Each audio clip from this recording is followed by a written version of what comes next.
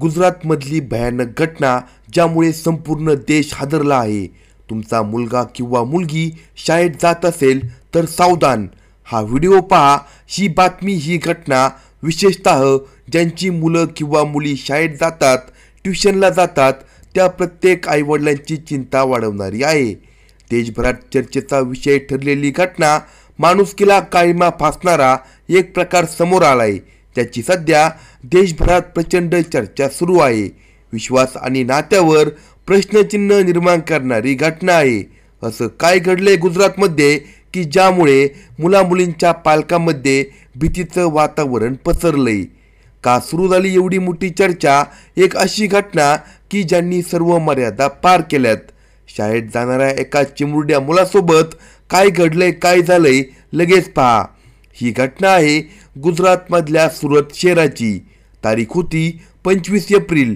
या दिवशी तिथे राहणारा एक 13 वर्षाचा शाळकरी मुलगा घरातून ट्युशनसाठी गेला आणि तो मुलगा अचानक गायब झाला। तो एकटा नव्हता, त्याच्यासोबत होती त्याची 23 वर्षीय ट्युशन शिक्षिका, त्याची शिकवणी घेणारी शिक्षिका, त्याची काळजी घेणारी आणि शिकवणारी शिक्षिका। हे दोघे घरी परतलेच नाही। मुलांच्या घरी चिंतेचं वातावरण पसरलं। काळजीत पडलेल्या वडिलांनी वेळ न घालवता त्यांनी पोलीस स्टेशन गाठलं। त्यांनी त्या शिक्षिकेवरच आपल्या मुलाचं अपहरण केल्याचा गंभीर आरोप लावला। विचार करा, 13 वर्षाचा मुलगा आणि त्याला पळवून नेणारी त्याची शिक्षिका। पोलिसांनाही सुरुवातीला यावर विश्वास ठेवणं कठीण गेलं, पण प्रकरण अत्यंत गंभीर होतं। पोलिसांनी तातडीने 4 विशेष पथकं तयार केली। शोध मोहीम तातडीने सुरू झाली। शहरातील शेकडो CCTV फुटेज तपासले जाऊ लागले। कुटुंबाकडे, मित्र मैत्रिणींकडे, शेजाऱ्यांकडे कसून चौकशी सुरू झाली। तो मुलगा आणि ती शिक्षिका जणू हवेतच गायब झाले होते। गेले तर कुठे गेले ते नंतर सापडले, पण मुलाने दिलेली कबुली ऐकून पोलीस आणि त्यानंतर मीडिया आणि पूर्ण देश हादरला। तपासणीला पहिली जी महत्त्वाची दिशा मिळाली ती सुरत रेल्वे स्टेशनवर। CCTV फुटेजमधून हे स्पष्ट दिसत होतं, ते दोघेही स्टेशनवर होते। त्यांनी शहर सोडलं होतं, पण त्यांचं पुढचं ठिकाण कोणतं होतं हा प्रश्न पोलिसांसमोर होता। पोलिसांनी सायबर सेल, तांत्रिक विश्लेषकांची मदत घेतली। शिक्षिकेकडे जो मोबाईल होता, मुलाकडेही मोबाईल होता। मग त्यांच्या मोबाईलचे लोकेशन कुठे ट्रेस होत आहे, त्यांनी मोबाईल कधी चालू केला, कधी बंद केला याची माहिती घेणं सुरू झालं। त्यांचे मोबाईल रेकॉर्ड्स, ऑनलाईन व्यवहार तपासले गेले आणि मग जे समोर आलं ते थक्क करणारं होतं। त्या दोघांनीही एका ठिकाणाहून दुसऱ्या ठिकाणी शहरामागून शहर बदलत तब्बल 2200 किलोमीटरचा अविश्वसनीय प्रवास केला होता।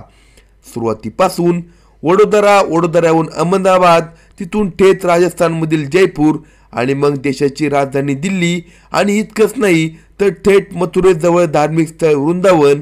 इतका मोठा प्रवास, इतके मोठे शहरे त्यांनी कसा केला? पैशाची व्यवस्था कुठून झाली? चौकशीत कळलं की हॉटेल्समध्ये राहताना कोणाला जराही संशय येऊ नये म्हणून ते स्वतःला चुलत भाऊ बहीण असल्याचे सांगत होते। विचार करा, एक बनावट ओळख, एक धोकादायक अज्ञात प्रवासासाठी पोलीस त्यांच्या मागावर होते। 4 दिवस रात्रंदिवस तपास सुरू होता। Gujarat police, Rajasthan police, Delhi police, अनेक राज्यांची पोलीस यंत्रणा कामाला लागली होती। पोलिसांसाठी एक मोठे आव्हान होते। वेगवेगळ्या भाषा, वेगवेगळे प्रदेश, पण तपास थांबला नाही। वेळ मात्र वेगाने हातातून निघून चालली होती। अखेर 30 एप्रिलला, 4 दिवसानंतर, अथक न थांबलेल्या प्रयत्नानंतर पोलिसांना एक पक्की खात्रीशीर खबर मिळाली।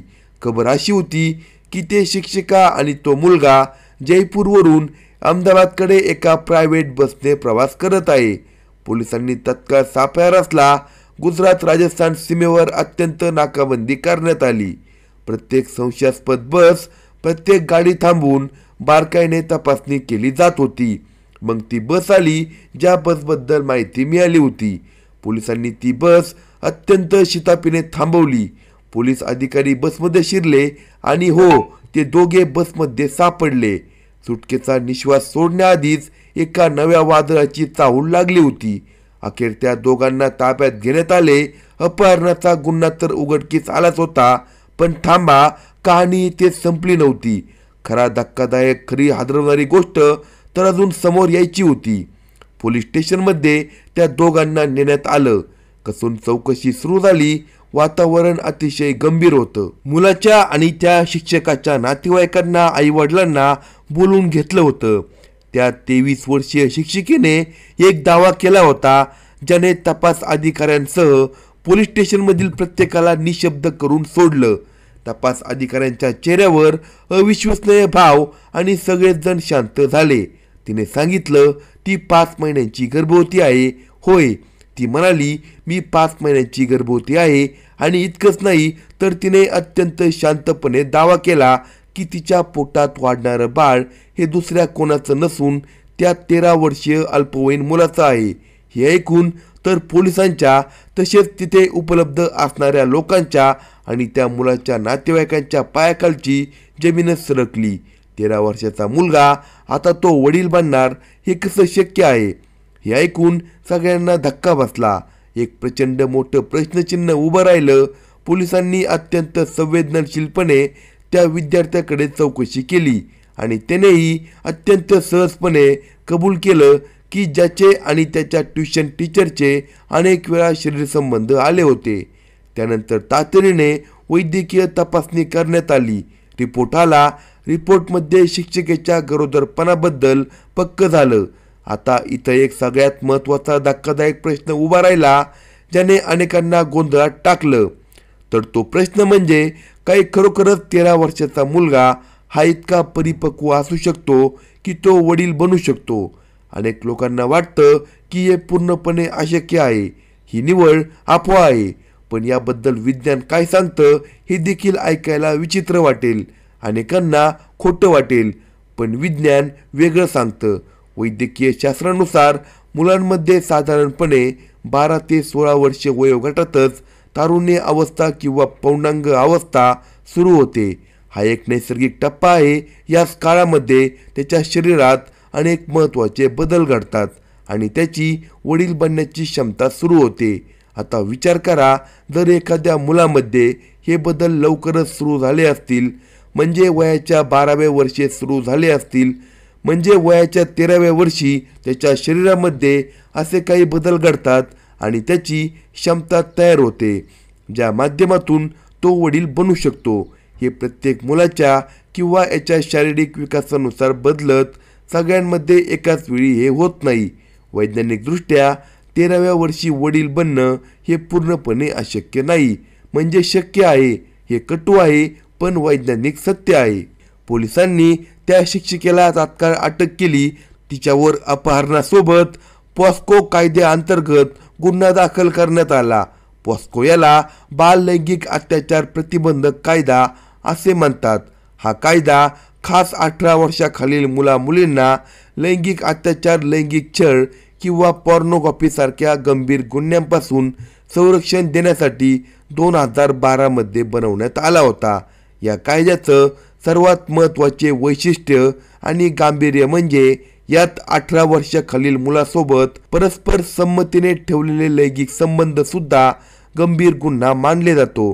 कारण की कायदा मानतो की लहान मुलं शारीरिक आणि मानसिकदृष्ट्या हे संबंध ठेवण्याबाबत योग्य निर्णय घेण्यास परिपक्व नसतात. या प्रकरणात जरी विद्यार्थ्याने संबंधाला नकार दिला नव्हता, तरी तो अल्पवयीन असल्याने कायद्याच्या दृष्टीने शिक्षिकेवर बाल लैंगिक शोषणाचा अत्यंत गंभीर गुन्हा दाखल झाला आहे. हा व्हिडिओ तुम्ही पूर्ण पाहिला त्यामुळे धन्यवाद. पण अजूनही तुम्ही हा जास्तीत जास्त लोकांना पाठवायला विसरू नका. चॅनलला नवीन असाल तर कलम 302 या चॅनलला लगेच सबस्क्राईब करा आणि आपल्या प्रतिक्रिया कमेंट बॉक्समध्ये कळवा.